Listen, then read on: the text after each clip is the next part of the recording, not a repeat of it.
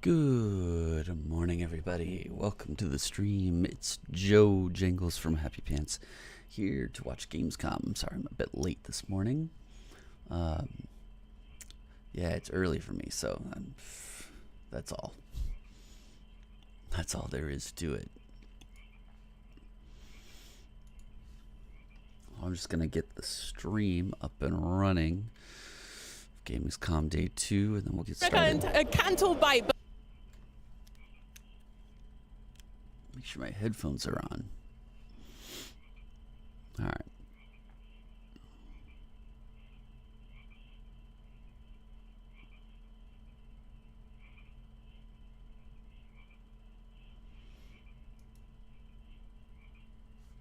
All right, let's switch over to that. This means I'll have some things I can fast forward through anyways, so those will be great.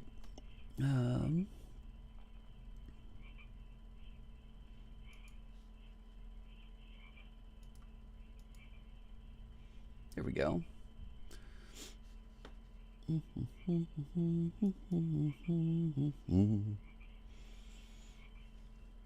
Okay, you guys ready? Let's go.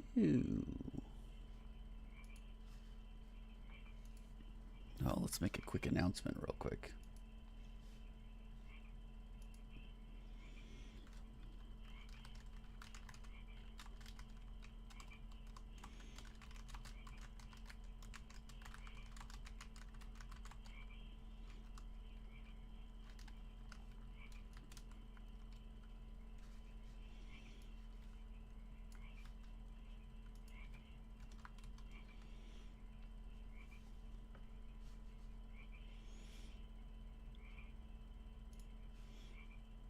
All right, let's get into it. Welcome to Gamescom, live from the Xbox booth. In just a few minutes, the team from Star Wars Outlaws will show off some gameplay from one of the most anticipated games of the year. Then we'll tell you how to get into the newest chapter of World of Warcraft, even if you've never played before. I'm so excited for that, but later, it's time to talk updates, as the squad from Elder Scrolls Online stops by to unpack what fans can expect from this latest chapter and show off some game-changing features. Plus, we've got more from Microsoft Flight Simulator, Fallout 76, and Towerborn, not to mention a new sim that literally lets you date everything. Intrigued? Stay tuned to find out more about these and many other titles. But first, it's time to throw it to the latest from Star Wars Outlaws. Nice. Here we go. Right into it. Kay Vess, the underworld's favorite new scoundrel.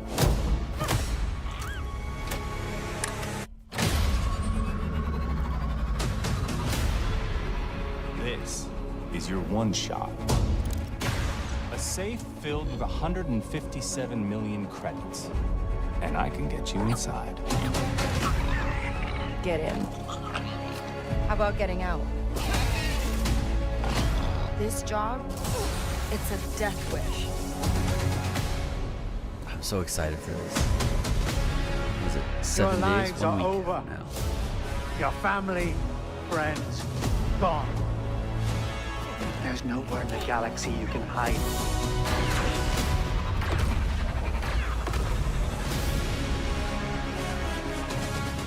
You want to live? Get in with the underworld's most dangerous syndicates. And pull off the greatest heist the Outer Rim has ever seen. Also,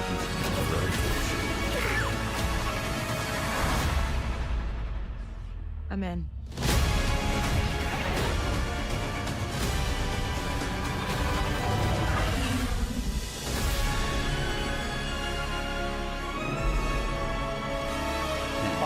I am so in, because that rowdy trailer belongs to Star Wars Outlaws. Yeah, and joining me now to talk through this very epic space adventure, please welcome excited for it. creative I'm not director paying Julian much more Garrity. How you doing? Hello. About 3 Excited. days. Yeah, I bet. I mean, that's a hell of a trailer to cut. I mean, You know what? That's the first time I've seen it. no. And it's What do you think? awesome. Oh, It's, yeah. The music gets me every time.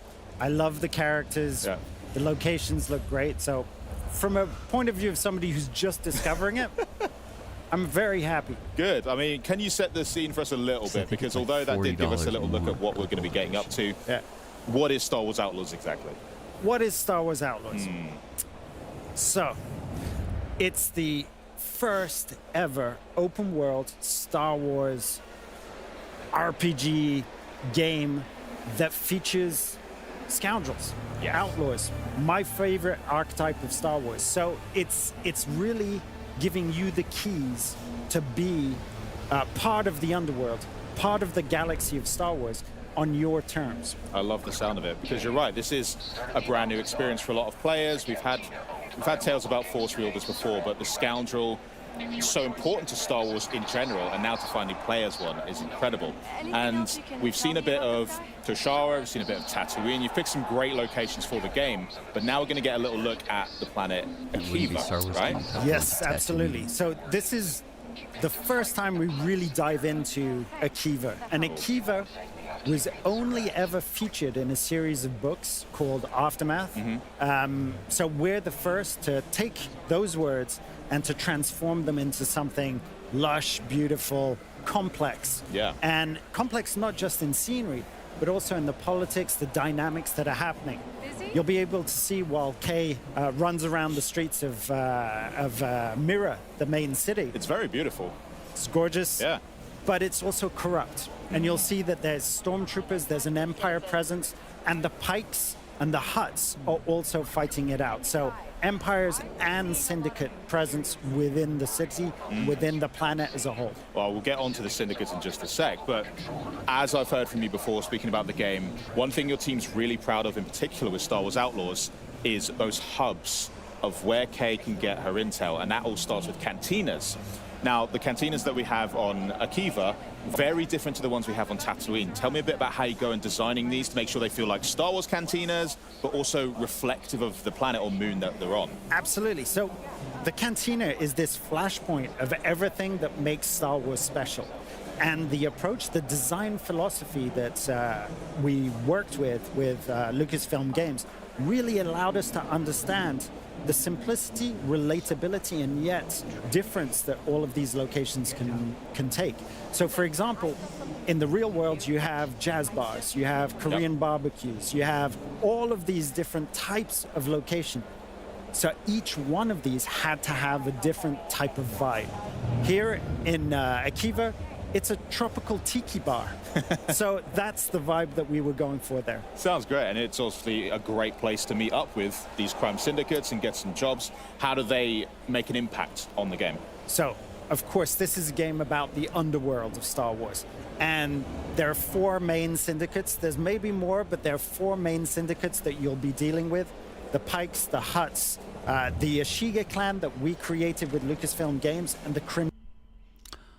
I hope that the different alien species that you go and talk to actually talk in the alien voices. Like that one, the walrus thing should be like, right? Like, just like in the movies. And then it's just subtitles that tell you what they're saying because you know how to translate it or whatever.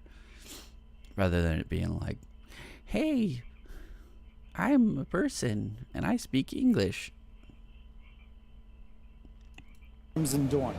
And you, as an outlaw, are going to be able to work on your reputation with each one of those. Doing jobs for some, betraying others, and building your profile accordingly. So very, very involved in your personal story throughout this adventure. That's incredible. So they will form a general structure that Kay can live out this story in, but how much agency do players have to maybe go off the beaten path, maybe take Kay down some slightly darker routes, or playing the good guy a bit? It's 100% up to you. So for example, here, this is the first time we ever show this quest. And it's a quest where you've landed in Akiva. Your main focus is to go pick up a droid smith. A droid smith that you need to pull off this heist that we've been talking about. 157 million credits, that's a lot of credits. Not bad, yeah. And to do that, you're going to have to upgrade your equipment, which we're doing there. We're making sure that your loadout is the right one. You jump on your speeder, and you'll be able to be distracted by curiosity on the way. So you're speeding off, you're on the way. It's quite a journey, and on that journey, you're going to be able to do jumps, tricks. Nice. The bike is based on a motocross, so it feels Nice. visceral as well. Right. And you'll be able to come across different things. Like here we have an Imperial shuttle landing. Do you go and mingle with those people? Do you mess around with the Empire at this point, or do you save it for a little bit later on? Because guess what? What's the little That tiny tank coming droidsmith, around? he's going to be located in an Imperial compound. Oh, just our luck. Just our our luck. Well, how well equipped can the player be to tackle? That's not a compound. That's a fortress. I mean, what does Kay bring to the table to be able to deal with these kind of scenarios? Well, she's got to have the equipment to be able to do that. And that starts off with things like your binoculars to be able to scope the different opportunities. There's not just one way in, there are several ways in. The surest way to meet a very certain end is to go in guns blazing. Because this is the Empire we're talking about. Yeah. So it's a massive force in front of you. We're going to go stealth. Okay. And binoculars, one thing, blaster, another, Nyx, incredibly important. Let's just have a taste of how Kay uses Nyx. Okay. She's going to be sending me across and attacking, clawing the hell out of that stormtrooper. I feel bad for the guy. You shouldn't. He's there. He's built for this. Okay, true. You take out the second stormtrooper, and now you have to hack He's built through for that this. laser barrier to be able to get into the gooey good stuff in the middle of that fortress. So there's quite a few different ways of engaging in a mission like this. Absolutely.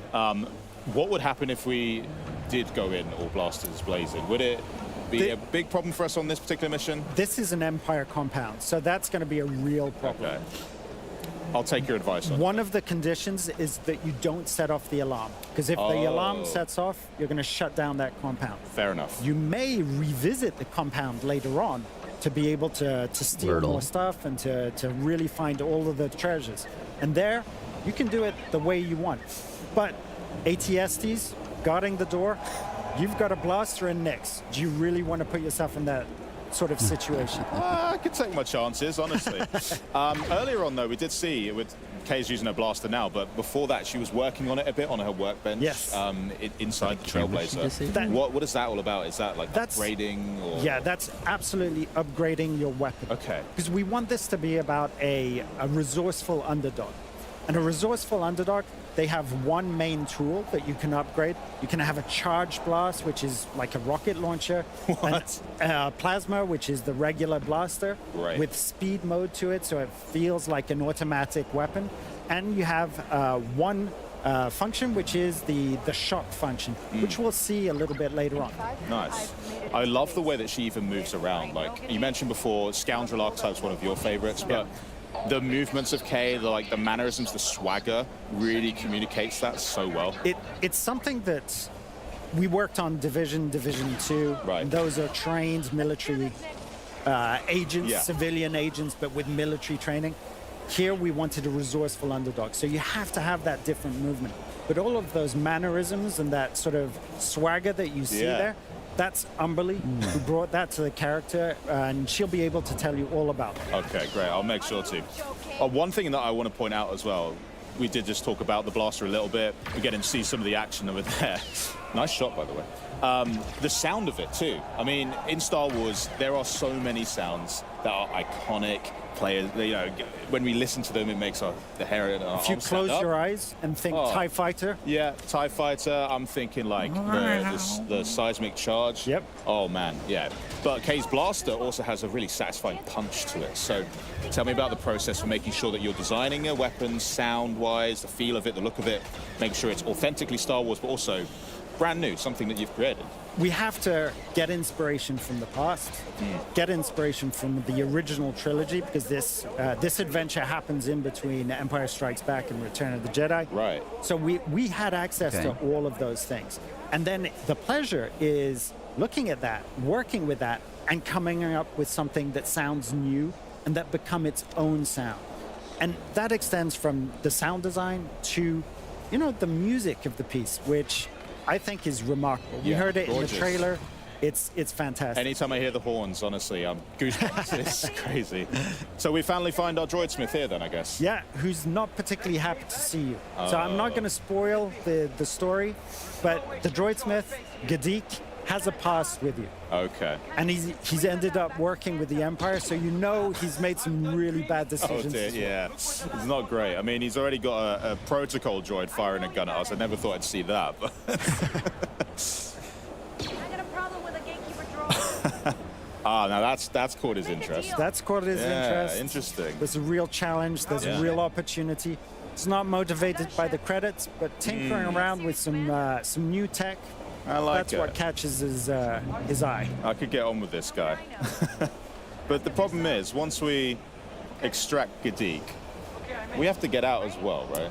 And that's where the blaster comes into its full use. Nice. So this is going to be part of one of those main quests.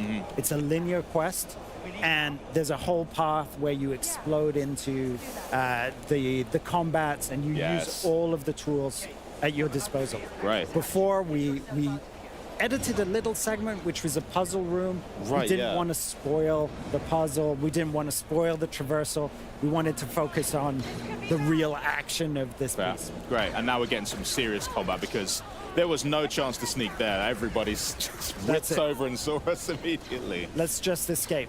But this is where Kay sort of comes into her own, because scoundrels, they love to improvise. They're good under pressure. And so I guess you're encouraging players to make sure they look around them, identify bits that are useful, send nicks out, play around with it a bit. All of those tools, you've got an adrenaline shot. If you recognize that, it allows you to slow time, pick your targets, and it's an automatic kill. Nice. That's a bit more of a problem, though. This guy's got a shield, and one of your modules will be able to disable that shield, opening them up for the deadly shot. Absolutely stunning. And that's it. You grapple hook out and escape the base. You make it seem so easy. I'm gonna try it, and it's not gonna be that. I wish I was playing this one. There's a whole team, and they've done an amazing job at capturing this one. Yeah, I mean, right at the end there, we also got a little sizzle, a little taster of the rest of what's to come in the game. And one thing in particular I spotted there was some sabak happening as well. Yep, sabak. So you got to tell me about that, because I love it. Sabak is a big part of the scoundrel lifestyle. Yeah. So we wanted to create our own rules, which gave us this depth of play and being able to collect special cards that change the rules of the game while you go along. So there'll be tournaments, there'll be high stakes games, there'll be a lot of credits to win as well. Great. Well, I'll have to get practicing on that, definitely. But so I just want to say thank you so much for joining us. This has been incredibly insightful. Cannot wait to play the game, and it's not too long until launch. So buckle up. Buckle up. Yeah. Well, thanks for joining us, Julian. Next up, though, to celebrate the launch of Star Wars Outlaws, we decided to test some lucky fans on their Star Wars knowledge. Let's see how they got on. Welcome to the home of Star Wars Outlaws here at the beautiful Xbox booth. And it's time for a massive giveaway. So we've rounded up some fans for a chance to win some very fabulous prizes. How will they earn this sweet loot, I hear you ask? Well, Star Wars trivia, of course. So here's how it's going to work.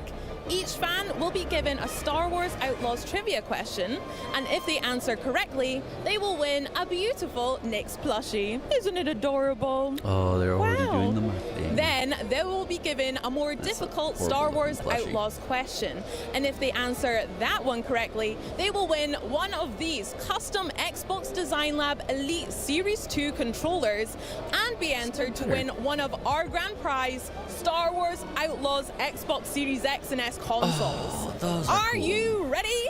Let's go. I'm here with the lovely Citron. And where are you from, Citron? I'm from Cologne. Amazing. Are you ready to win some prizes? Yes. Okay, let's go. First question. What is the name of the main character of Star Wars Outlaws? It's Kay. Yes! What's her last name? Bess. Yes, let's go! That's a Nyx plushie for you. Well done. That's yours. Something to color. Okay, are you ready for your next question? It's going to step up a little. Ready? Yes, I'm ready. What is the name of Kay Vess's starship? Oh God. You can do this, Citron. I don't know. Oh, take a guess. The Falcon? Oh, so close, but it's not correct. Something well, you hawk. still got your next plushie, so well done, though. Yay! You still get. Yay! Have they Okay, even I am said here it? with Jan. Jan. Lovely to speak to you. And where are you from today? I'm from Switzerland. Stunning. Are you ready to win some Star Wars prizes? Yes. Let's go. Okay, question number 1. What is the name of Kay Vess's main companion? The little guy called Nix. Yes, it is! And here he is now. Congrats! Way! Good. Okay, are you ready to step it up a level now? Yes. Okay. And how can Nix help Kay in battle in the game? So he Such can an attack easier people question. and pull levers and stuff. That sounds good to me. I think that's correct. Let's go! GG! It's a much easier question Well than the name of her done! ship The Star Wars controller is your... that they've hardly mentioned. I am here with... Marcel, Marcel, how are you today? I'm fine, thank you. Good. Are you ready to win some Star Wars prizes? Yeah, I think so. Okay. First question. What's the launch date of Star Wars Outlaws? It's the 30th of August. Yes, it is! GG's! Woo! It's the And next 29th. for you. Let's go. Not long at all as well. Are you ready for your next Only one? Miss Oh, yes. 30th Okay. over there. Between which 2 classic Star Wars movies do the events of Star Wars Outlaws take place? The Empire Strikes Back and the Return of the Jedi. Let's go! Well done, Marcel! You win the controller.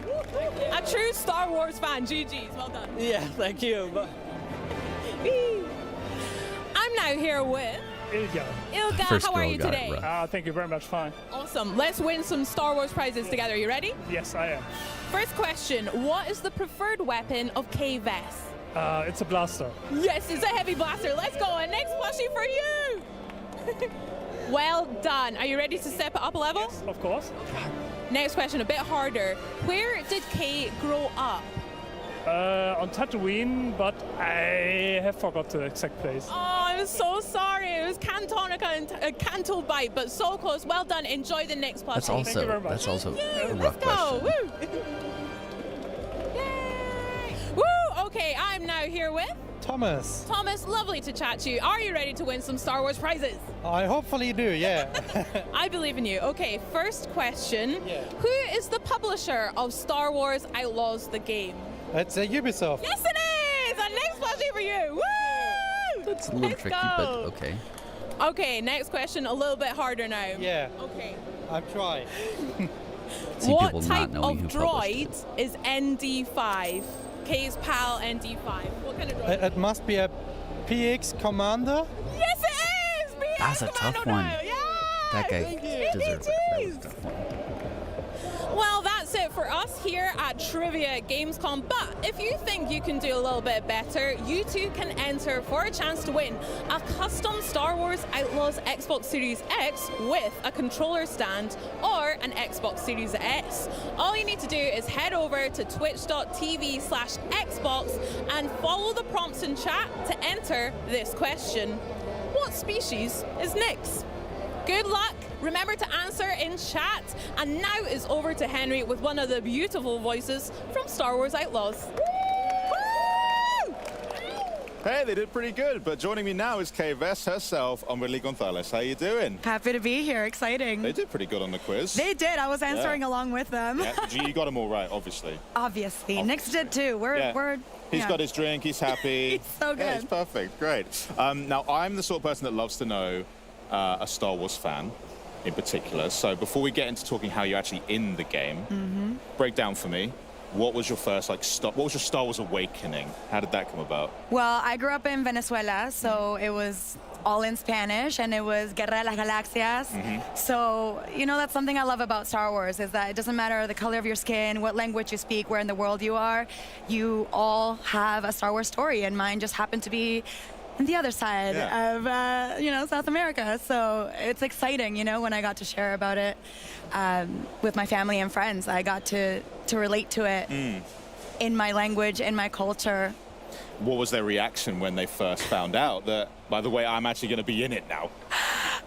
Unreal. I mean, there was a lot of questions. I think my family also, especially my parents, they started watching all of the movies, especially when I shared that it was in the original trilogy between Empire and, Return of the Jedi. So I did too. I think I blasted the Star Wars theme song and I watched the movies, and anytime I see anything Star Wars, I just have this Star Wars. That's part of it. I'm like, yeah, that's us.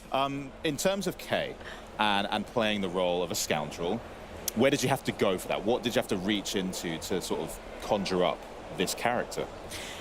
I mean, obviously, we've seen scoundrels in this timeline, like the likes of Han Solo and Lando Calrissian, but they're so confident. They have the expertise. They know what they're doing because they're out there in the galaxy. Unlike Kay, she's a rookie. She's not an expert scoundrel, but she's a survivalist, and her and Nyx, survive off of odd jobs and Canto Bay, and they're dreaming of more. I love the attitude, the charm, the witty banter, the swagger that they have. And, those characters were obviously inspiration, but I got to try to bring my own heart to it. Kay Vess has flaws. She's imperfect. She has a vulnerability that I feel I brought to the role even from the first tape that I sent in back in 2022, So that's something, it's a collaboration from the whole team. Well, the whole team's really important to it, because when you're playing through it and you even hear the banter between Kay and ND5, and you're like, God, I really am a Kay Vess. This is so relatable. Yeah, it's awesome. Yeah. What's it like working with a wider team then on building a new cast of characters to put into a franchise like Star Wars? Did you have to work together too much, or? Absolutely. I mean, when you walk into a franchise that's already established, I guess you understand so much of it, the tone, just kind of the general vibe of what we're making. But because it's motion capture, you require so much aid in visualizing what the world is going to look like.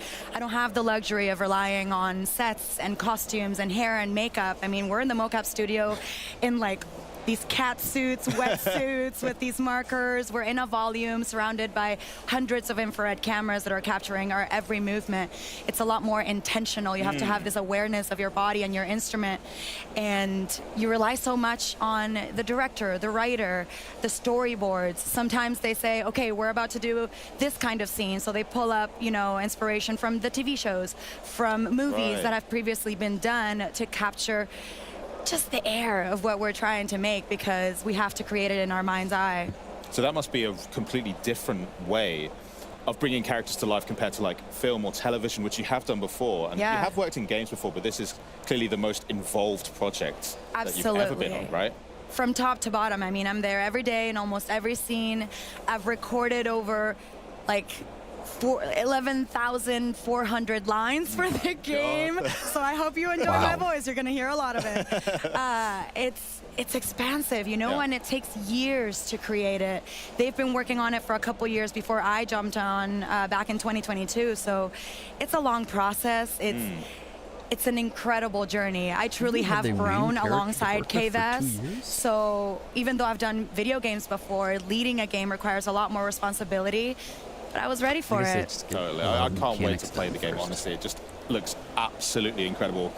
Surely they had a real-life Nyx, at least, to help with that bit. Obviously, we had him on set. Yeah, of course. The inspiration's there. Well, unbelievable. Thanks so much for joining me. I cannot wait to play the game. It's not too long till it launches either, so I know. You're going to get to see how other people react. It's hitting people on August 30th. I'm going to get my Sabak face ready for it so that I'm good to go. Keep your cards close. Very close. You can use Nyx to cheat, but don't tell anyone. He's great for that, right? Well, I'll let you enjoy the rest of your Gamescom. Thanks Thank you. But coming up, we celebrate 20 years of World of Warcraft with the new War Within expansion. We're going to find out what fans can expect from the latest Elder Scrolls Online update. And next up, we're catching up with the team from 2 Point Studios on their latest title, 2 Points Museum. But first, the die has been cast, and that is only the beginning. Check out the new expansion coming to Lost in Random. That would be quite the announcement.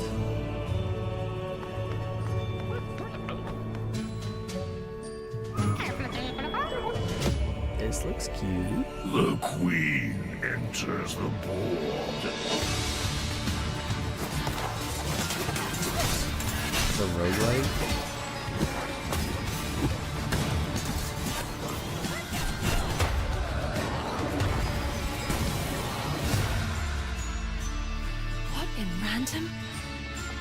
not dead, Fortune.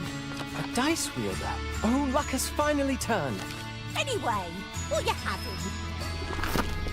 Let's make this one count.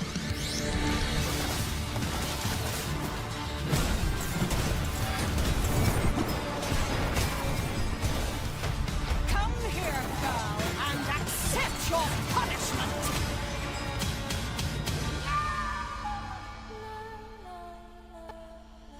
Looks cool. Greetings from the amazing CSUN Games, developers of the upcoming cross-platform online multiplayer game Mecha Break, launching in 2025.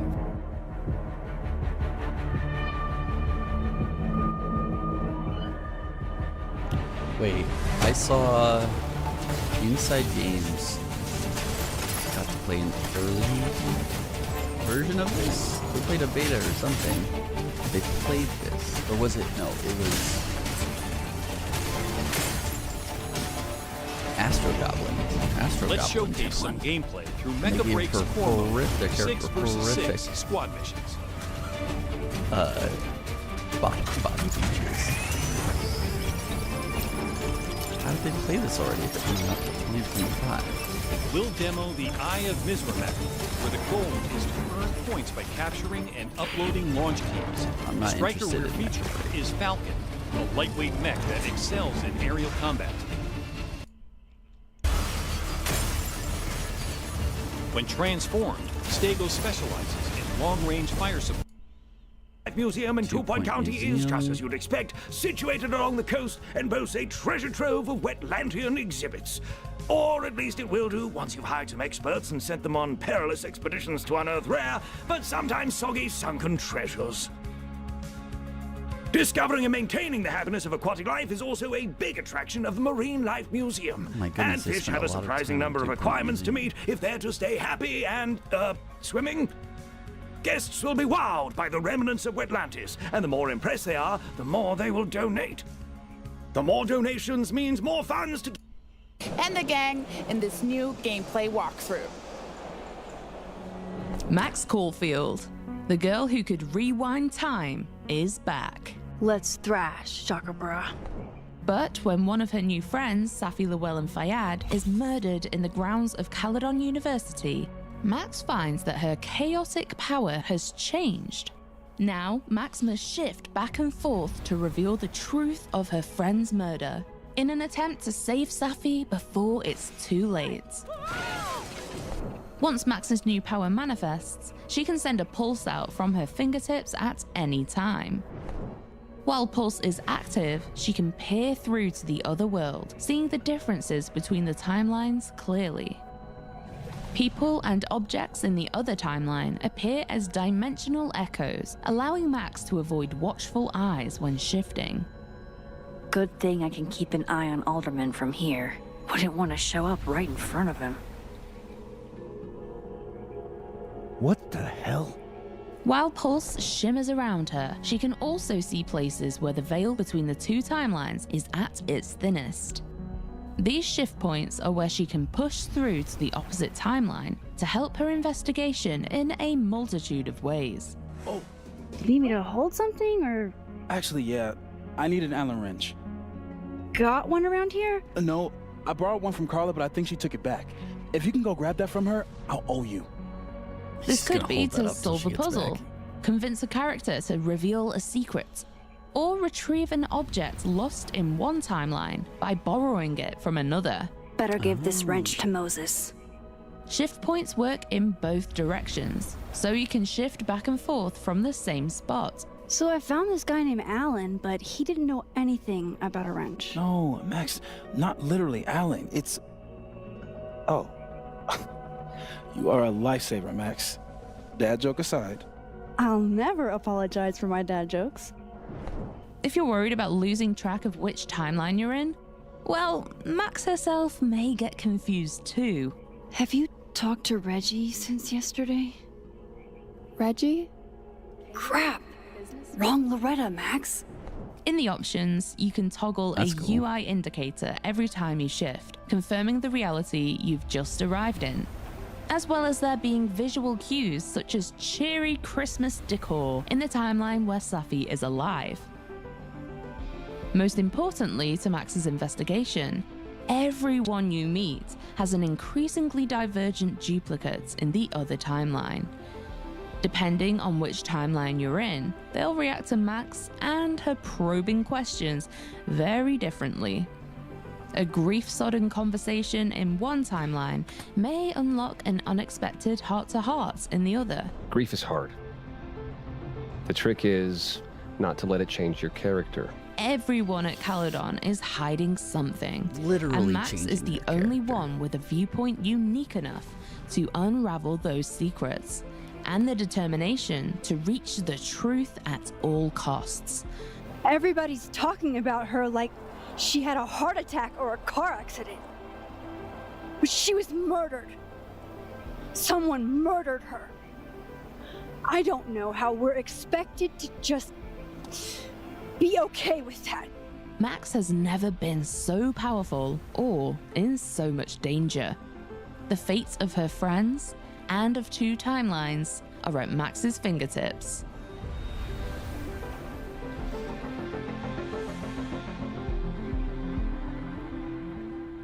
Oh, it's part of the Life is Strange saga.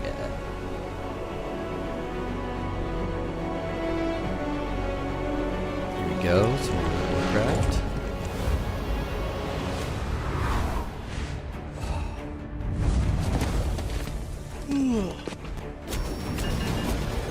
Good morning.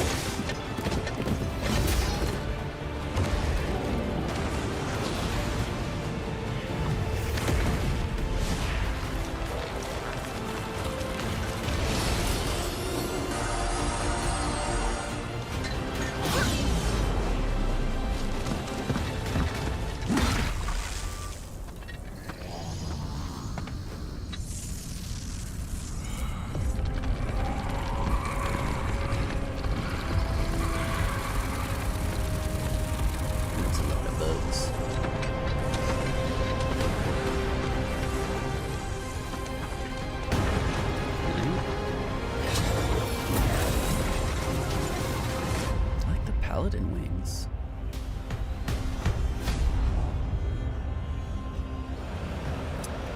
World of Warcraft has had a massive impact on the gaming world, as well as myself, since it launched nearly 2 decades ago. And here to give us a glimpse into their plans for the latest expansion, The War Within, the 3-part World Soul Saga, and the next 20 years of World of Warcraft, we have 2 excellent humans, and thankfully not orcs, sorry Horde, from the team at Blizzard.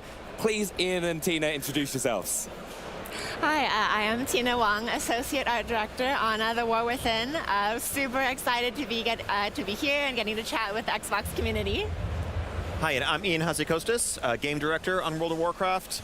Really hyped to be here in Cologne at Gamescom, and excited to be part of the Microsoft family. Even though we're just a humble PC game, we've been welcomed into the Xbox fold, and it's wonderful. No, I'm so excited for you guys to be here, especially as today is such a huge day for World of Warcraft. Can you tell us what's going on? We got a little thing or two brewing, I think in something like 8 hours and 10 minutes, but who's counting? We're going to be launching early access of The War Within, to be followed a few days later by the global release. No, I'm so excited for it. And to kind of get it hyped up at Gamescom on the booth over here, we have got one of the coolest experiences I think I've ever had at any gaming booth. It is the Escape from Dalaran, and as like a big WoW fan, it was incredible. Have you had a go? Yeah, it's like, so this is a 4-minute VR experience. You're like, strapped in to this motorized device. You have air jets blowing in your face to simulate air rushing by you.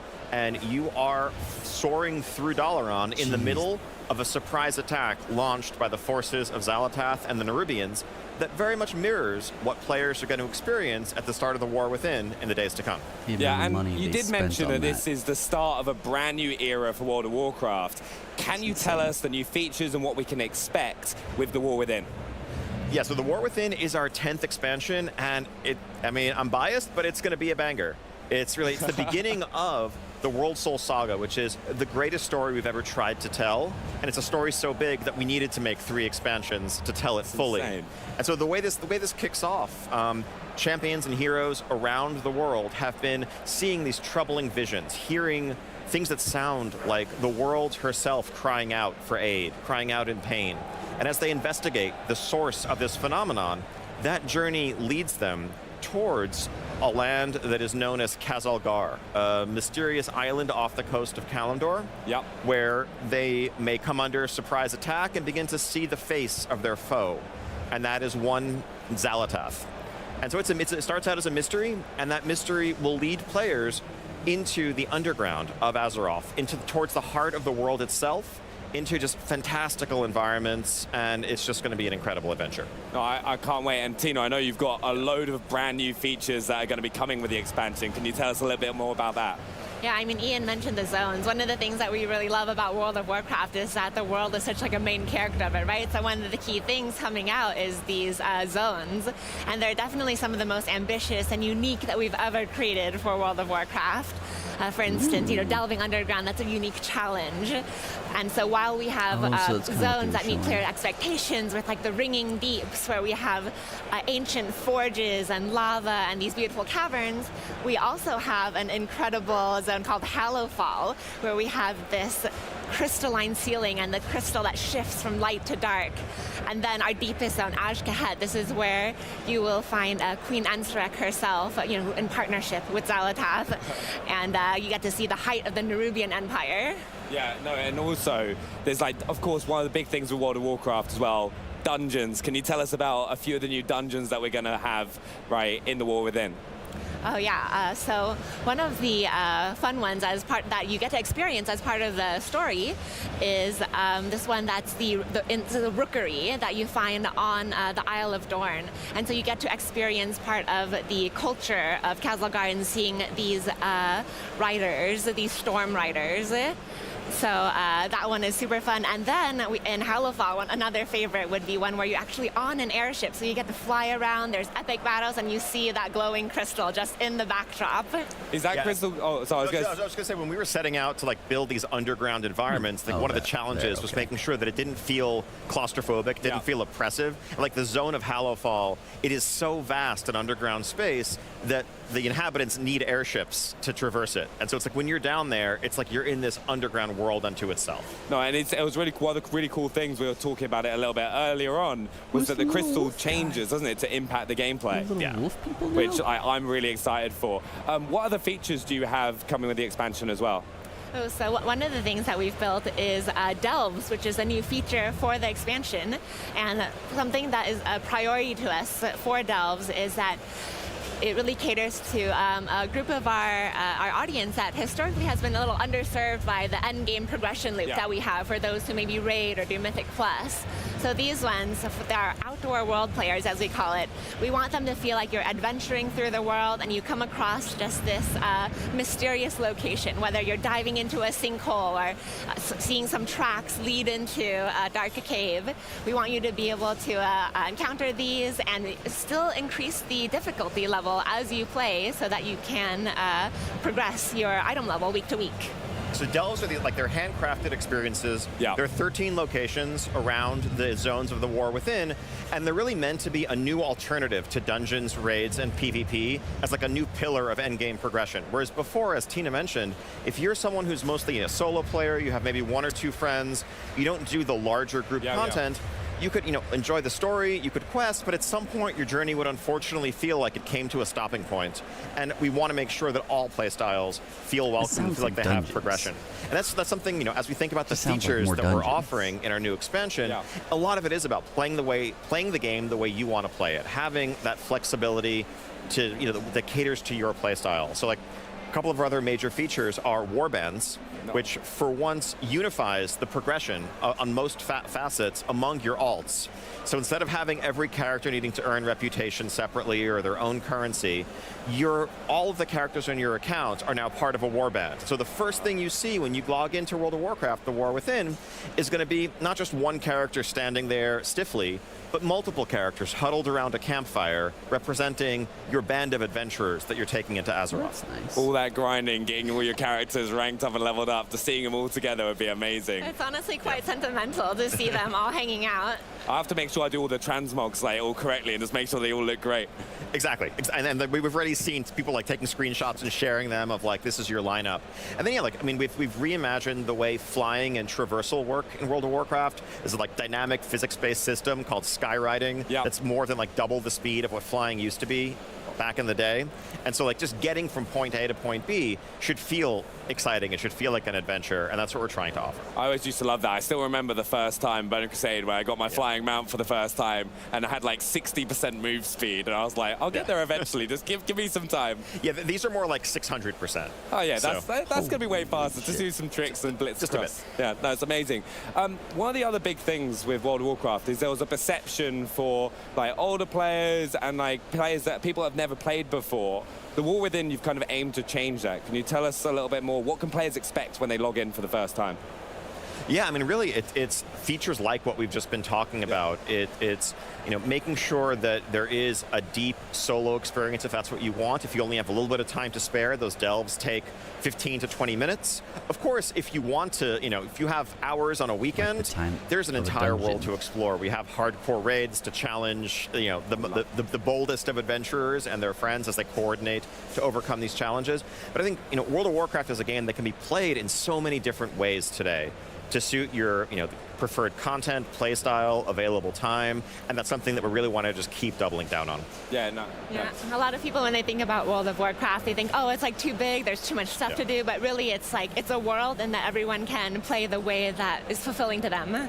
Yeah, and there's also opportunities just to hop straight into the new content as well. It's one of the things that I've always liked. Our whole Xbox One team, when Classic came back out, we all hopped back in for one of those reasons. Exactly, and I think as any WoW player knows, a new expansion is the perfect time to come back to WoW. I think The War Within in particular, because of the fact that, it's kicking off this brand new story arc, we've also revamped the new player experience, the level up experience from 10 to 70 that gets you to The War Within to be our latest expansion, Dragonflight. Yeah. So if you're coming back or you're coming in for the first time, you are playing the latest, newest content WoW has to offer, learning the ropes, and joining the rest of the world in The War Within.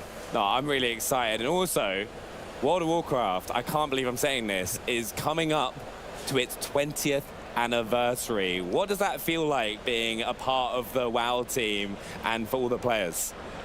It is humbling, truly. I've been playing the game for all 20 of those years. I've been on the development team for 16 years now. The large majority of my adult life has really been shaped and formed by this game, and it's an honor. And I think, I'm so excited to celebrate that 20th anniversary coming up, but also kick off many, many years to come. Yeah. Yeah, I'm also a long-time veteran in the game, playing since the beginning, playing since Warcraft 3, and been on the team 14 years now, and there are so many of these stories on the World of Warcraft team, and you can see that in what we put out there, just people putting their passion and their history with the game into everything that we make. No, it's amazing. I personally love it. I can still remember growing up playing from the Burning Crusade, Wrath of the Lich King, and it's so exciting to hit that 20-year mark. But for players that are looking to get involved in World of Warcraft for the first time and become part of the community, what can they do right now? Yeah, we're talking about an expansion, but the basic World of Warcraft experience, you can play for free in our starter edition. You can level up to 20. You can experience the start of Dragonflight. And, just go to worldofwarcraft.com, download Battle.net, install it, jump in and check it out. No, I'd really recommend it. It's one of my favorite games of all time, and it's no surprise it's coming up to the 20-year anniversary. Do you have any final thoughts that you'd like to share with the fans? It's just such an exciting moment, really. You know, I think coming up on 20 years, but also beginning this next step in our journey. The team has been working on War Within for years.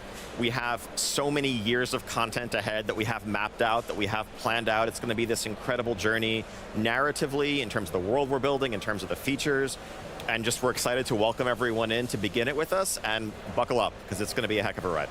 Yeah, no, I honestly, thank you so much. I've got one also final question. Horde or Alliance? Depends on my mood that day. Safe answer, safe answer. That is a safe. What about you, Tuna? My mood is more often Horde. Horde. Put it that way. It's shifted over time. Currently, I'm more playing Alliance. See, that's what I like. Always the Alliance. I've been Alliance since day one. Right, and I will stick to that with the War Within. But honestly, thank you so much for joining us. I really appreciate it, you taking us through the War Within. But here, also, just a pro tip to avoid your own War Within. Please check out World of Warcraft, the War Within expansion, when it launches August 26th. Also, coming up, we'll give you a tour of the Xbox booth right here at Gamescom. Check out what studios have in store for fans here. And also, we celebrate a decade of Elder Scrolls Online with a look at the latest chapter, Gold Road. We also unveil the real name of Project Birdseye. But first, it's time for a cinematic horror experience. This is the casting of Frank Stone. This place is like super duper creep town, right? Everything's still so fuzzy about what happened, but there's one thing that always just stuck in my mind.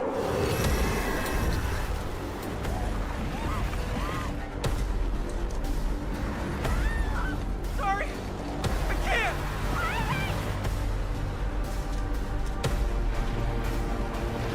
What? I'm coming! That's cool. This is right where my dad came face to face with Frank Stone. You can see the little, I think you're starting to see what we're up against. branching. Your call, Chris. Drugstore. I don't want to risk missing our chance. Nice. Sure. Curiosity shop does look pretty cool. We can check it out after. Fair enough. I don't know what I expected, but it wasn't this. After 40 years Twitch of pain, integration, that's a great where would you idea. choose to live with me?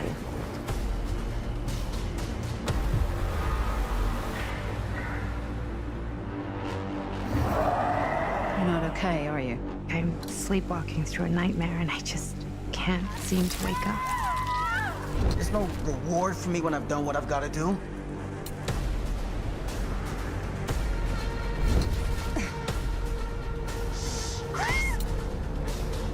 This is insane! I can't live like this anymore. I can't live in this nightmare. Come on, come on, come on. It's a prison. Something far older. What is that? That is Frank Stone.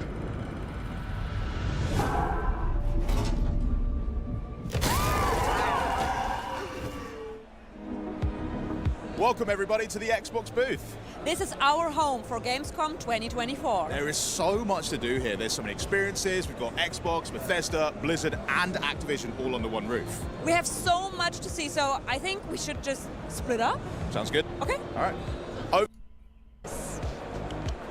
Fans can also celebrate 10 years of the Elder Scrolls Online by checking out the latest chapter, Gold Road, as well as catching a rare glimpse of an Elder Scrolls replica. There's only one of two in the world. If you're feeling brave enough, you can even...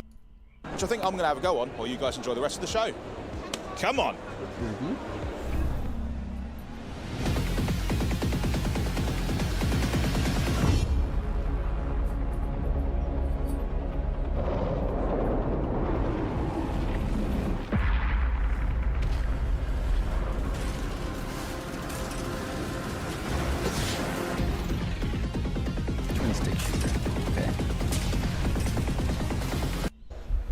This year, the Elder Scrolls Online celebrates 10 years. I should have brought some sweet rolls, but here to give us the latest from the franchise, please welcome really the Elder interested in Scrolls Elder President Scrolls Matt Online. Fyrell and Creative Director Rich Lambert himself. How you doing? Great. Great.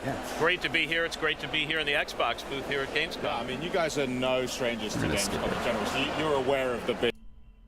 the scribing system, which allows players to essentially build their own abilities and really kind of mix and match, you know, those abilities. Play a card game.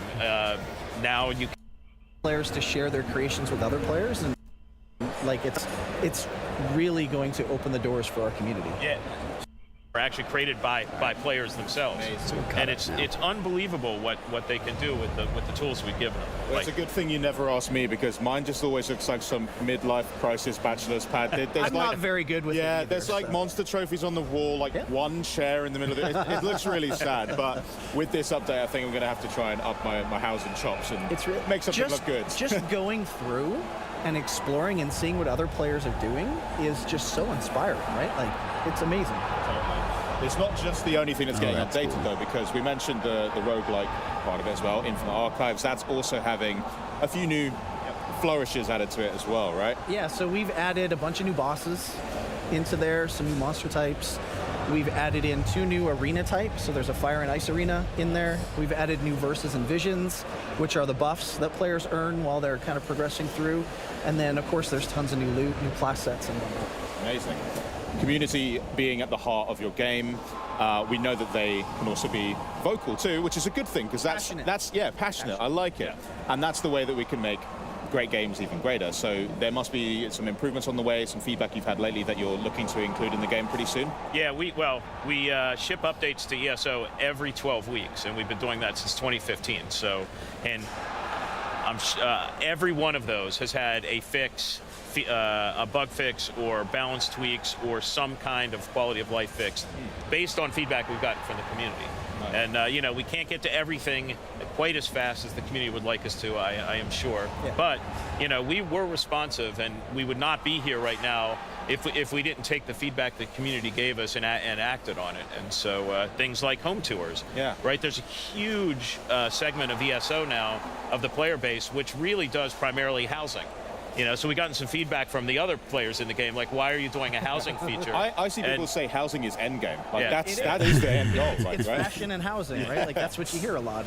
And you know, to Matt's point, sometimes they're not big things. Sometimes they're just small things. Like, one of the, I think, is a big thing that's coming in is probably one of the smallest things. And it's, we now remember the last guild you posted in for the guild stores. So now you can be in 5 guilds in ESO. And what oftentimes would happen is it would reset back to like that first guild that you joined. So you're posting stuff to the guild store in the wrong guild, and right, so that's just a pain point, and we were finally able to get around to fixing that. Awesome. I do want to make sure that I give you guys a shout out for possibly one of the most memorable trailers from Showcase, because your 10-year one was absolutely incredible. Yeah. Oh, that was so good. Like, we were all watching it, doing a little mini watch party in the Xbox on studio, and we were like, this is great stuff. You know, and I think over the years, you know, this is an Elder Scrolls game, right? A lot of the videos we've done are a lot about combat and fighting giant, you know, monsters and huge, you know, demon Daedric princes, right? But that video, the We Belong video, is more about the heart of the game, and that's from what the players experience. That's much more what the game is to them than just going on quests. Because of course we have that, but you're doing it with friends, right? You're doing it with people that you meet in the game, and you're starting out, and you can't do much, and then you get really powerful, right? That's the heart of the game right there in that video. Amazing. Well, when update 43 drops on console, I'll make sure to spruce up my home. Maybe you could tour it, see what you think. But thank you. Thank you guys so much for joining us. I hope you enjoy the rest of your Gamescom. The Elder Scrolls Online update 43 is launching September 4th, 2024, so pretty soon. For details on that update, the 10th anniversary plans, and more, make sure that you do tune into the ESO Gamescom live stream, which is kicking off in just over an hour at 6 p.m. CEST, 12 p.m. EDT at twitch.tv/Bethesda. Now for a refreshing change of pace for the hero shooter genre. That pace is fast, by the way. Here now, enjoy the wildly colourful and furious world of Fragpunk. Yo! Frag. Hate rules? Fragpunk's here to spice them up. We're the 5v5 FPS that lets you bend the rules with cards. Cards can literally do anything. They can beef you up. They can change the weather.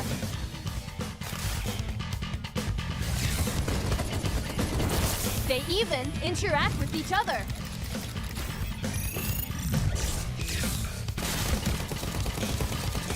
So you can blast people up even more.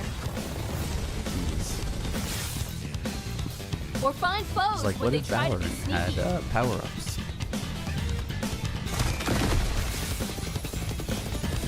Crush them with massive force. But remember, they've got tricks of their own. If you're down on luck, then you better have a good team with you.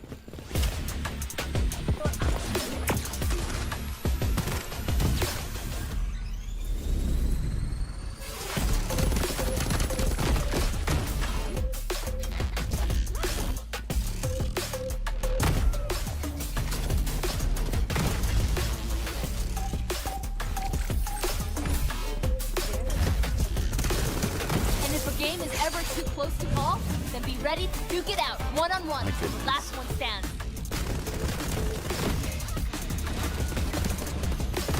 It's like guitar gun? Bend the rules in Fragpunk.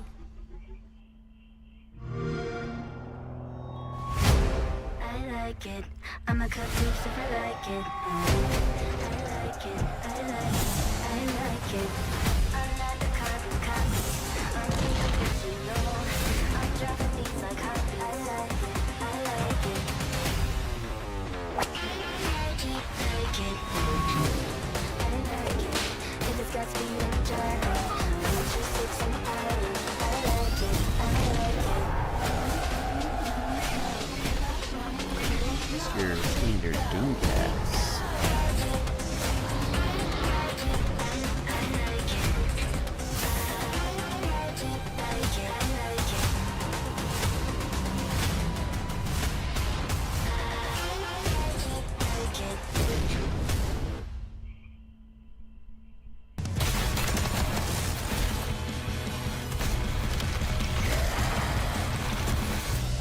Another prison guard. Good luck, mate. You're gonna need it. There's one escape pod left, but you're not the only geezer bolting after it. There's a lot of wankers between you and the sweet taste of freedom. Just a bunch of psychos gunning for the same prize. A lot like me. This is kind of cool. Better luck next time, mate. Kind of in the style of Hi-Fi Rush. You might make it farther than the last pig I murked. He even took down some big boys along the way. But the last guard, well, they ain't exactly dead.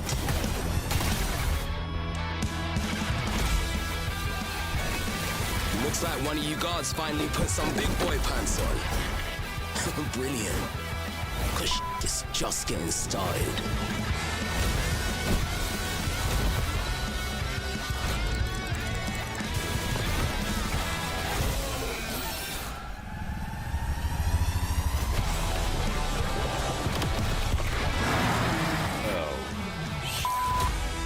Ooh, so close. Maybe the next guard will do better. Well, Redacted looks absolutely amazing. We're super excited to be officially revealing the game today. It's from the minds behind the Callisto Protocol, and it's a frenetic roguelike with a darkly comic twist. Which makes sense. Here to They tell just us more, acquired Tango please Games. welcome the head of Striking Distance Studios, Steve Papoutsis, and creative director Ben Walker. Guys, welcome to Germany. How are you? Thank you so much for. I need to pause this real quick. I gotta go make a quick run to the store for just realized we're out of coffee and my wife's probably gonna want that when she wakes up. So I'll be back in like 10-15 minutes.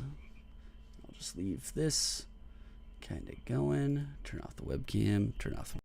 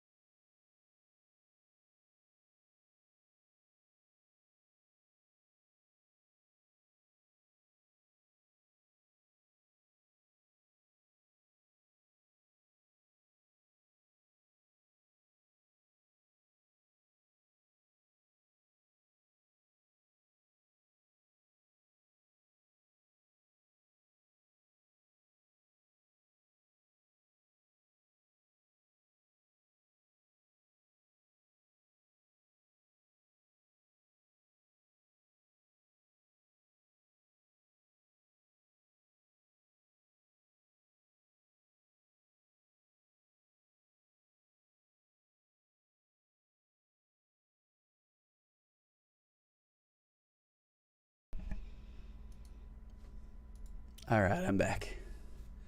Sorry about that.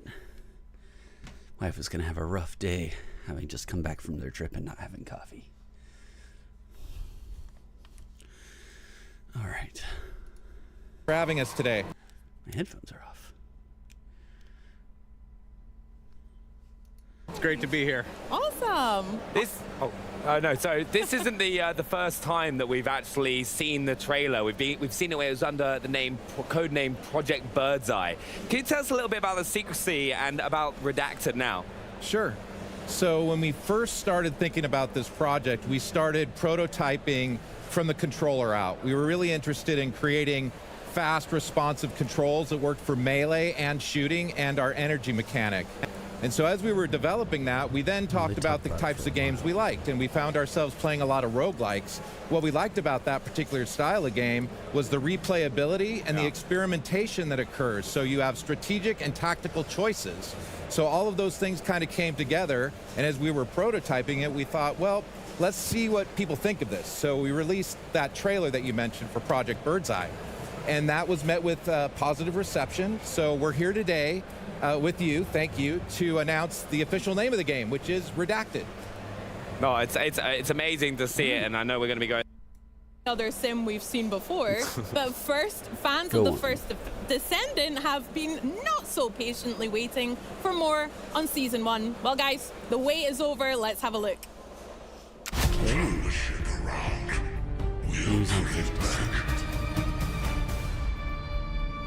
We managed to fend off our enemy's large-scale attack, but the war is far from over. The Colossus still threatens us, and our enemies are plotting new strategies.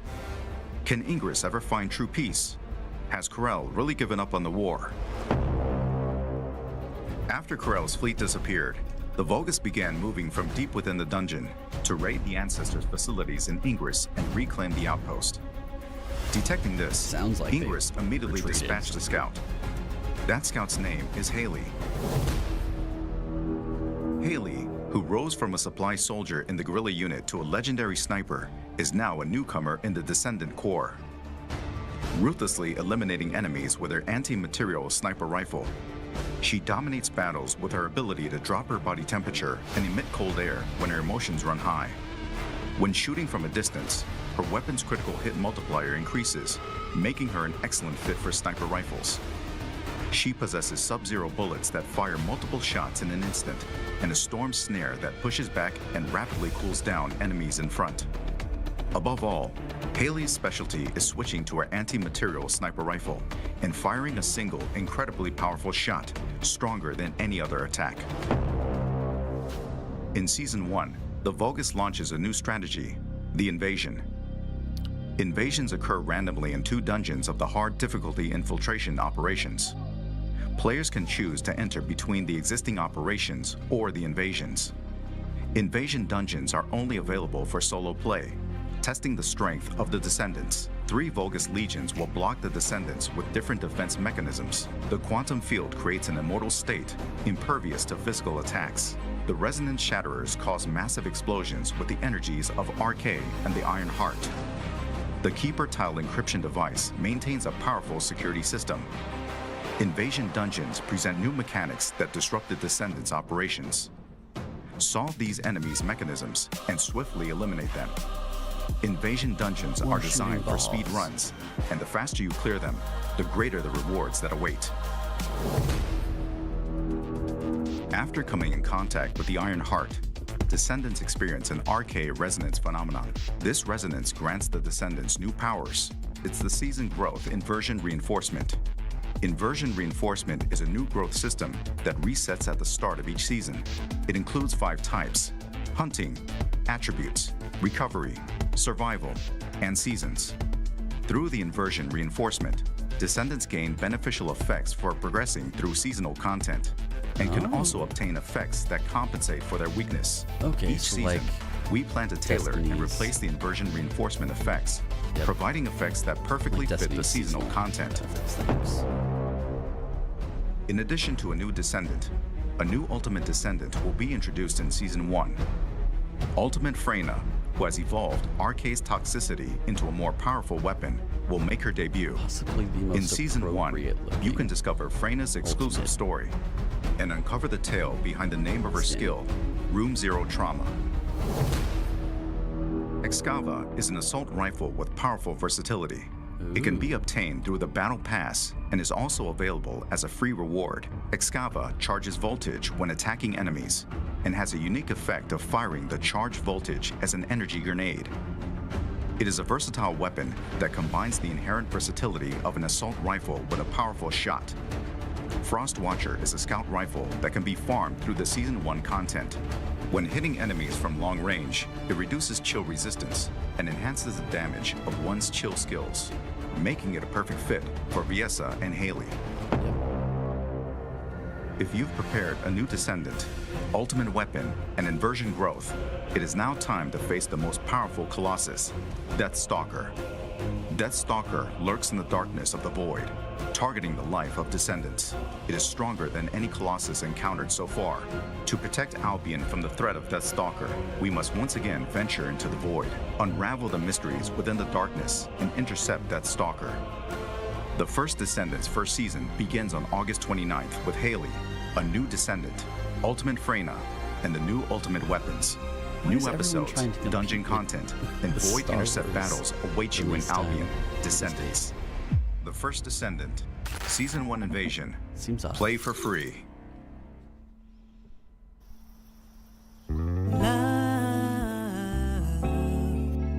It's a crazy, crazy game. But no matter what you Date everybody, isn't it?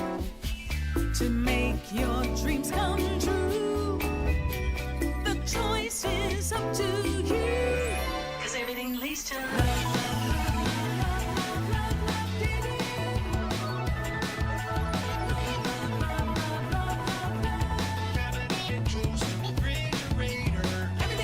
Nothing to mark it on. Holiness of games.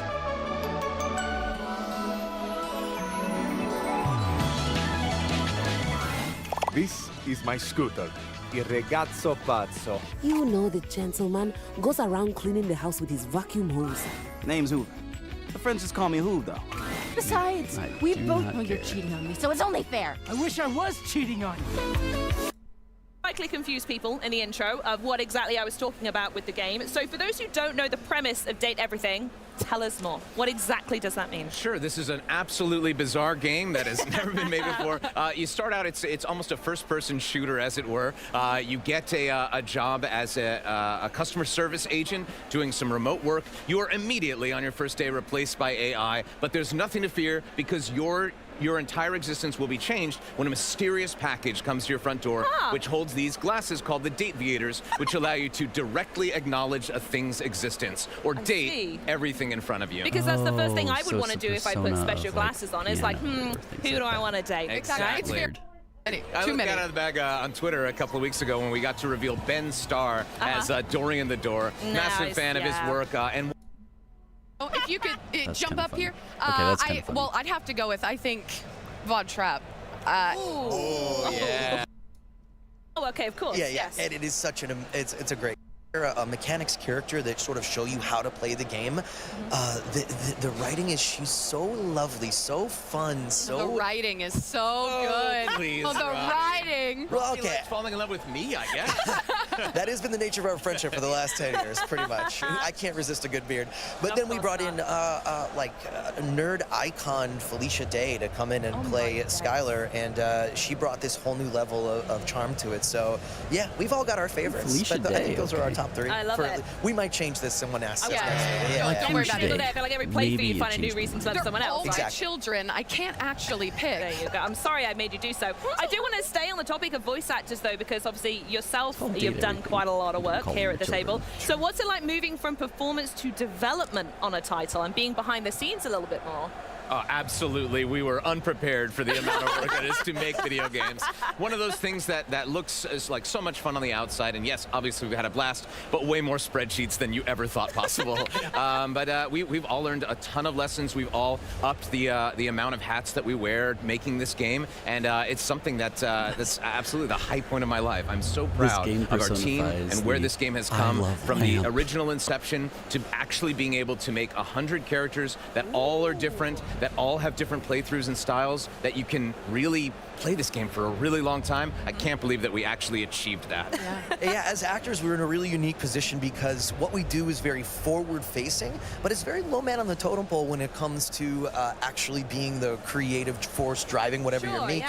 So for us to come together and be able to make something of our own and then put it out into the world, not only is it one of the most rewarding experiences, it's also terrifying. But that part of it was over. We gave the world the conceit, the idea, and from what we can tell, they said yes. So we're so excited for everybody out there, you all, to play it. It's the best. Do you think it's maybe changed your perspective the next time you go to voice something that's someone else's game of like, I suddenly understand everything that went into this one, actually? It already has. I think the very first session that I got into post being like halfway through production in this, my outlook on the entire script was completely different. And if I do say so myself, I think the session went even more smoothly. I'm going to be more judgy now. I learned also how hard it is to schedule actors, and so I will make myself more available to everyone. Actually, I want to mention the actors a little bit because we've already heard a couple. Felicia and Ben, I'm on first name basis here, clearly. There's a humongous roster. Were you just going into little black books and just messages like, hey, do you want to just come do a voice? Like, what was that process like? For us, diversity has been a key part of this, not just in the stories that we're told in the appearance of the and the background of our characters, but also in like the level and the background of our actors too. We have a lot of AAA names, household names that everybody knows. We have a lot of up-and-comers that we really like and wanted to give them a broader stage. We have non-traditional actors who are coming in and doing roles. We got to run the gamut on our casting. We have film and television actors. We've got video game staples. We've got people who did we've got Broadway actors who did one of my good buddies did his first ever video game ever. I bet that's a fantastic performance as well for Broadway. He might sing a little bit. Be a big one. Yes. But there was a lot of texting. It was literally like, hey, would you come be a chair? Are you free on Thursday? But the funny part is word got around. We recorded for about 5 months, about 180 sessions or so. There's 70,000 fully voiced lines in this game, 1.2 million words. It's a monster. Wow. But word started to get around that the sessions were fun. And then it went from less of a, will you please be a chair, to be like, can I be a lamp? I'll be a carpet. Just let me in. A coffin? A carpet. I thought you said a coffin. No, that's the mortuary DLC. Spooky DLC. Halloween update. Yeah. I'll do that one. Oh, anyway.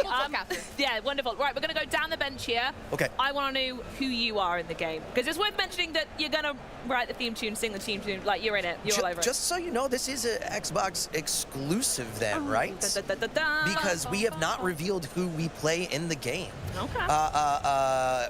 Okay, I'll go first. Yeah, go ahead. I actually play 5 roles in one.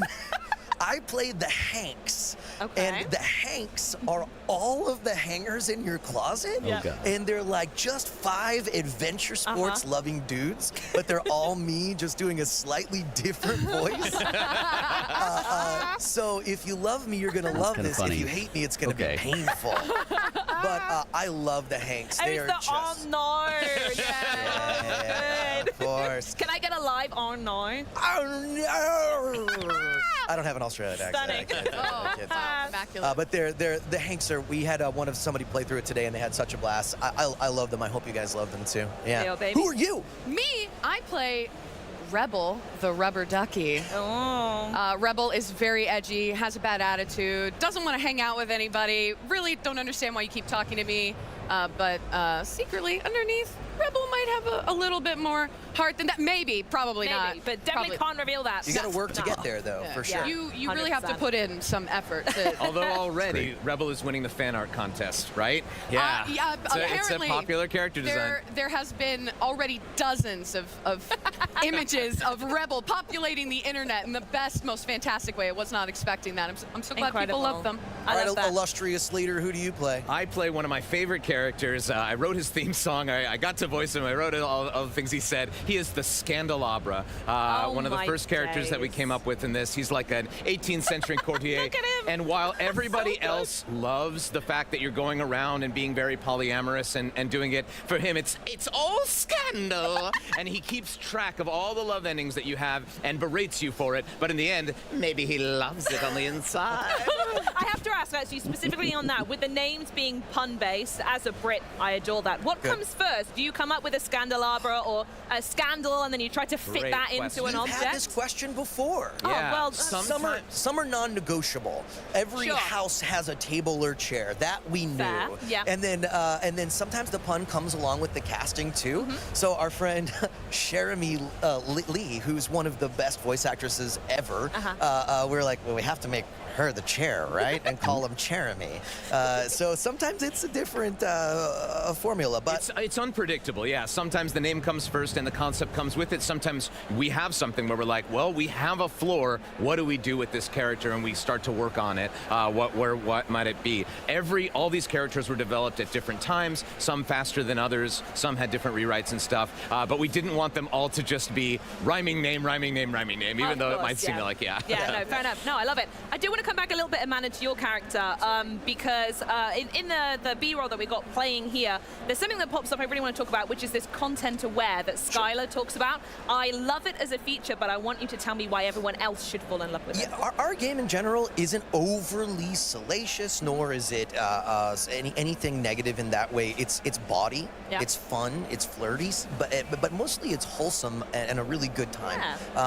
But we do have characters that we wrote. There's 100 different ones, and it's not all jokes and funny stuff. Of course, we really like to dip into some serious stuff. I mean, that's the idea of the concept, right? And then we deliver something more earnest, and some of the characters Ray figured out we have to talk about. We had a unique opportunity here because it's a sandbox. You can date them in any order, so it meant that like some of our characters, Rebel, for example, who is quite vulgar, let's just say. Skylar says, I've never seen my content aware go off like this. But you have the opportunity to have this content aware feature on, and anything that might be triggering, Skylar is able to like call you out, say what it is this something you're comfortable with, and if not, there's no judgment from us as developers. You can skip that character at absolutely no expense to your playthrough. You still get any ending that you want with them, and you can take out that triggering content. And if you're open for everything, you can turn off content aware right at the beginning and it never comes up. Yeah, it's a really a small percentage of when that content aware pops up, but if you see it the first time and you don't want to deal with it, gone forever, and then you can turn it back on whenever you'd like. Exactly, yeah. Amazing. Wonderful. Well, thank you so much for telling us about that. I love it. Thanks for asking. You're so welcome. We want people to have the best possible experience with this, and we always say this is a game, even though it's a dating sim, it's never a game that you would be embarrassed to have someone walk in on you playing. Yes. You know? While you're chirping up the candelabra. Yeah, exactly. Yeah. You're like, oh God, don't look. Yeah, of course. So with it being a dating simulator, and you said there's 100 characters in there, are there any pre-existing relationships in the house? Are the players going to meet other complications along the way?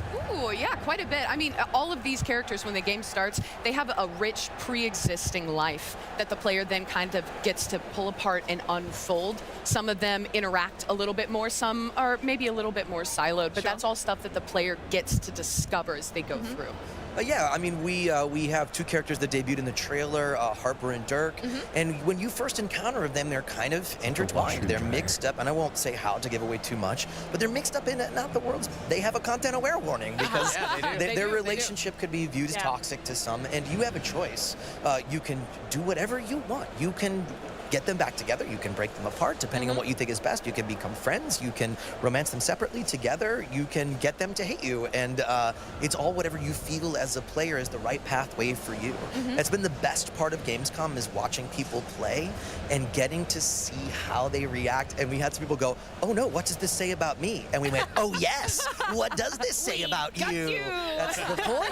Yeah. So yeah, it's the idea. Yeah, wonderful. And I think we'd also be remiss not to mention it's set in a house. There's loads of rooms. The environment itself is a little bit of a character. So I wonder if there's anything you can share about the system in the game or the locations. Yeah, well, we have secrets in the game. Oh, absolutely. We have. Do you want to tell me them all now? We absolutely. All right, number 78 is. No, we have lots of. We have a house that you're walking in, and there's obviously a design challenge. How do you make this house interesting? The house changes based on what relationships you have with everybody, and there's little secret characters here and there that you might walk past 100 times, then realize through this system that we were talking about backstage, rumors, which is a way spelled R-O-O-M-E-R-S. Had to get another pun in there. But Maggie the Magnifying Glass helps you discover some of these clues to find these more secret characters.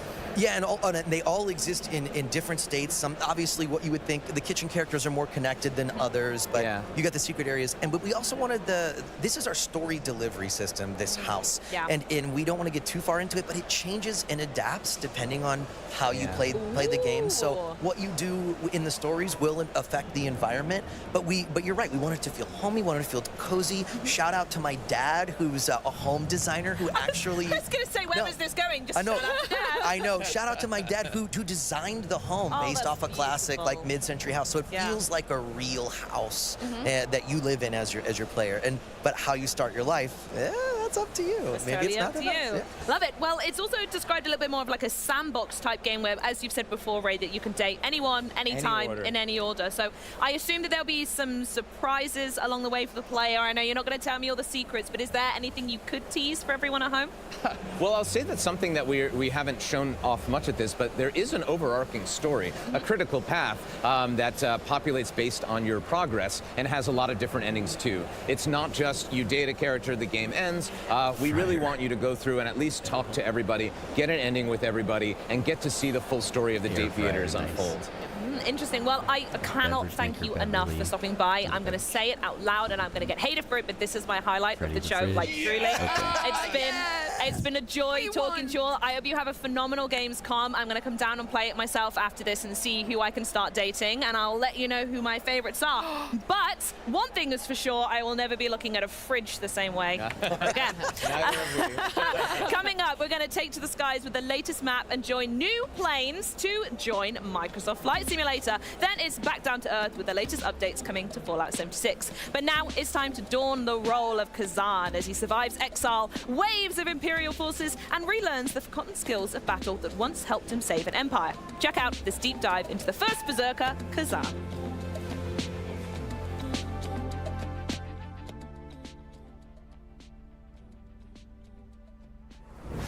General Kazan, who once saved the Empire from the Dragonkin, survives against all odds while being exiled under the false accusation of treason. He embarks on an adventure to uncover the truth behind his downfall and seek revenge against his enemies. I'll be back.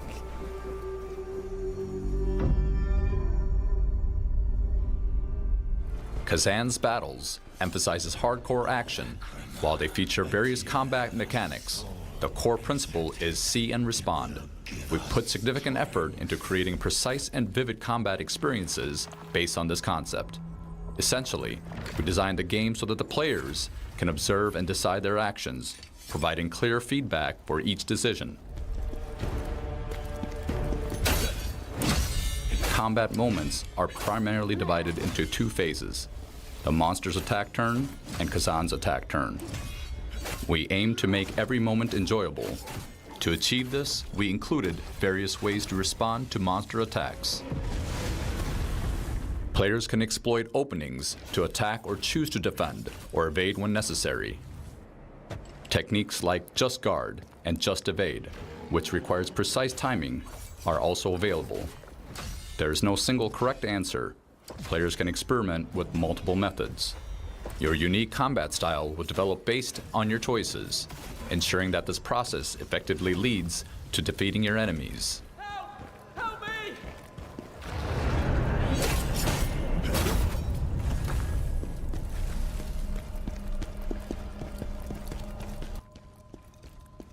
Preemptive strikes are a key strategy for tackling powerful enemies with ease. When initiating a battle with a brutal attack from behind, Kazan can gain numerous attack opportunities, limited only by his stamina.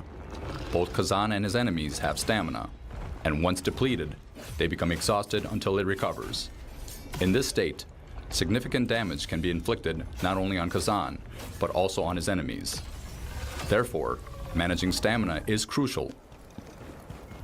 Good management can create advantageous situations, while poor management can lead to serious danger.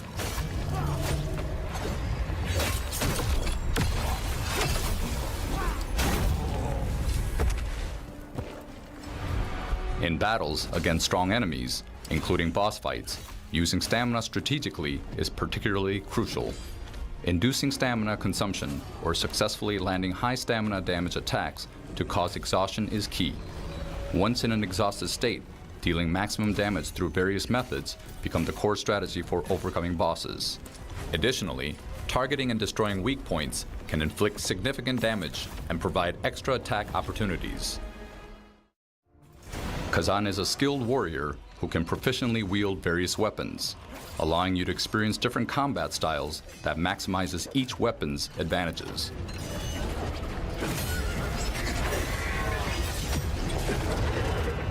Currently, Kazan is equipped with a spear.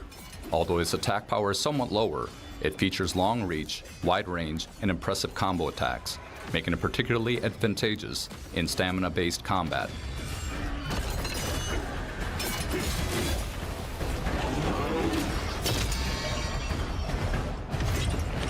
This weapon excels at efficiently draining the enemy's stamina and delivering additional damage to exhausted enemies through various methods and combos.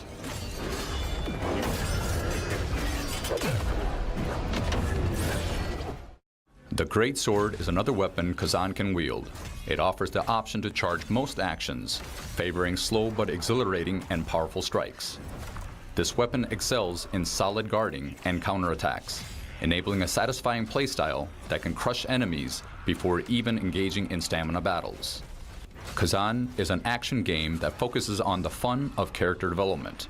As you progress, you'll acquire items and skills, evolving your combat from careful and strategic to powerful and exhilarating. Kazan's journey of revenge is about to begin. Don't miss out on the chance to experience the hardcore action of the first Berserker, Kazan, in the technical closed beta test, starting on October 11th. Xbox players can join through the Insider program. Okay.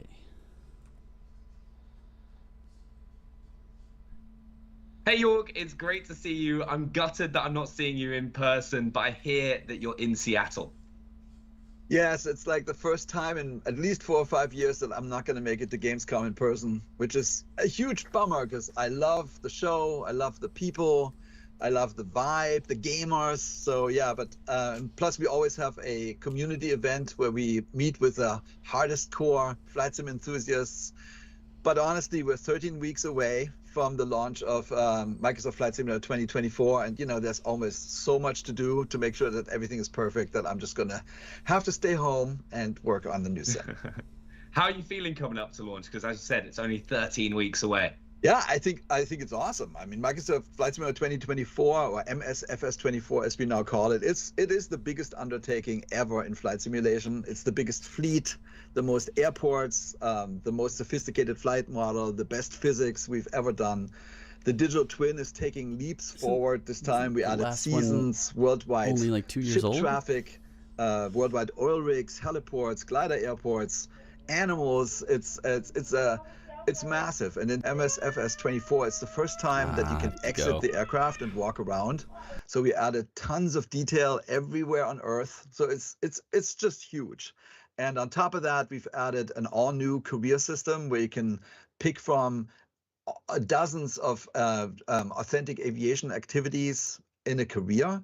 And that adds a completely new dimension to the sim. And so you can be like a firefighter, or a firefighter pilot, or a cargo pilot, or a crop duster pilot, or just a passenger airliner pilot.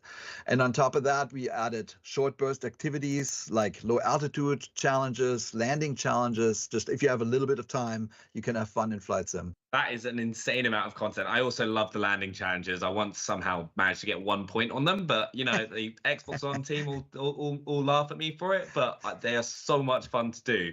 But you may not be in Cologne in person this year, but I know you are very keen to share some goodies with the community. Can you tell us what?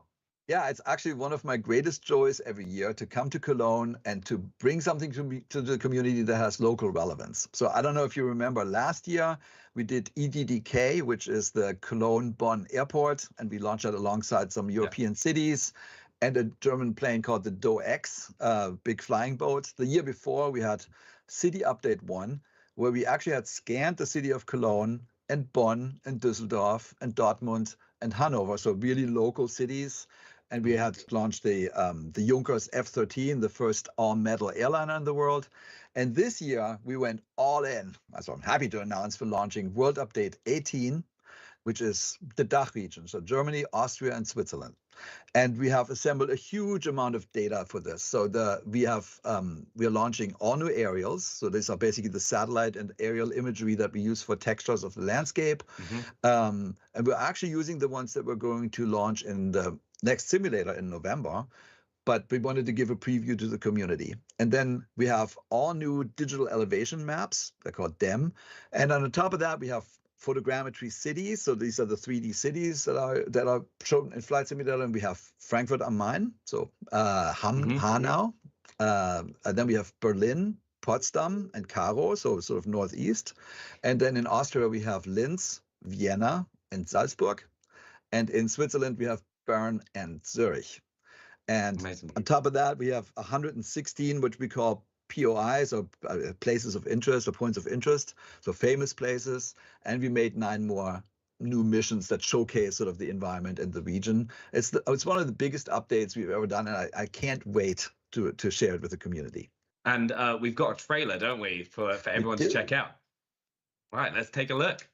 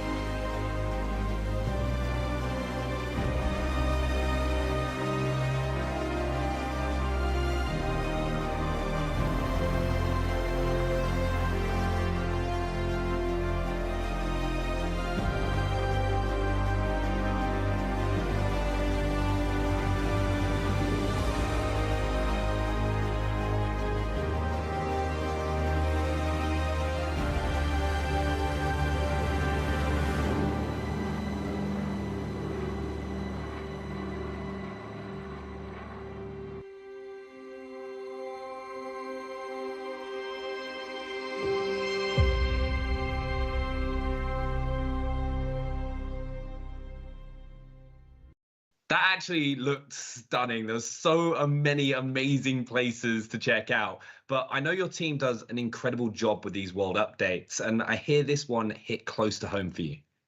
Yeah, thank you so much. And I'm so proud that we can basically bring regions of the planets to life with these world updates. And this particular one, I don't know if you know this, but I was actually born in Frankfurt, and I, as a little kid, grew up in Heinstadt, which is near the area. And then my mom comes from Darmstadt. My brother lives in Buchschlag.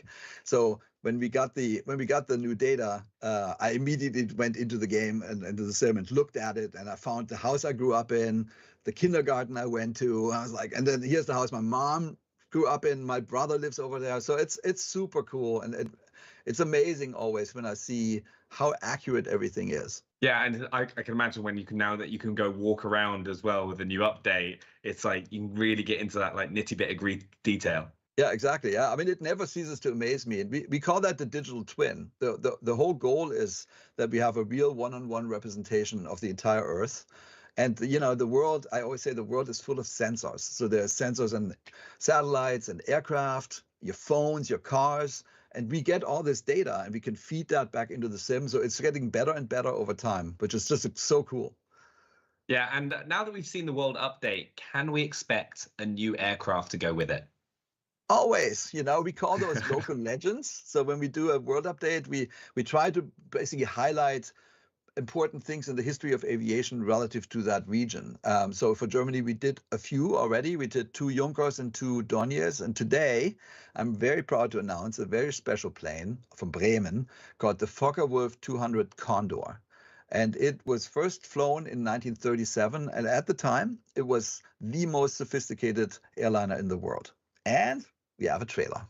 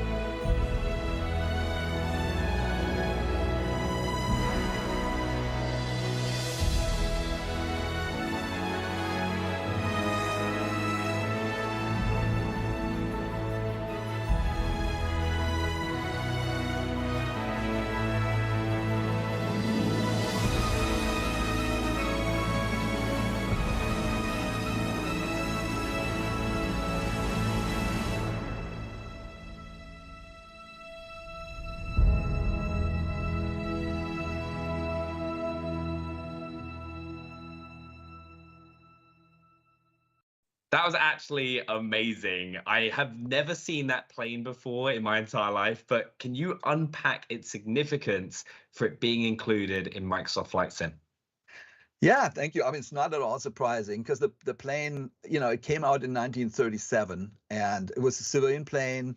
It made a famous flight from Berlin to New York. That was the goal, to have passengers in one go fly over the Atlantic. At the time, typically people flew in seaplanes and they had to take several stops. So this was the first one. And the reason why it could do that is it was very light for its size. It was only 17 tons and it had they had 4 great engines, lots of tanks, and it flew much higher than everybody else did. So typically planes at the time flew 1,500 meters altitude. This one flew 3,000. So you could go, the air is thinner, less resistant, so you can go much further. So it was a major step forward. However, you know, obviously the war came and then the plane unfortunately just disappeared from the skies. But there's a really interesting story. In 1988, they actually found a wreckage. The plane was considered lost. They found a wreckage near Trondheim in Norway. They raised it. That's took 11 years to to 1999. Thanks for hanging out. And Thanks for watching. it was not in good shape. Let's put it watch this the rest way. of this And then there was a later. group of volunteers. They call themselves the Condorians. Everyone have a good morning. Have a good rest of your day. Rebuilt See the you entire later. plane.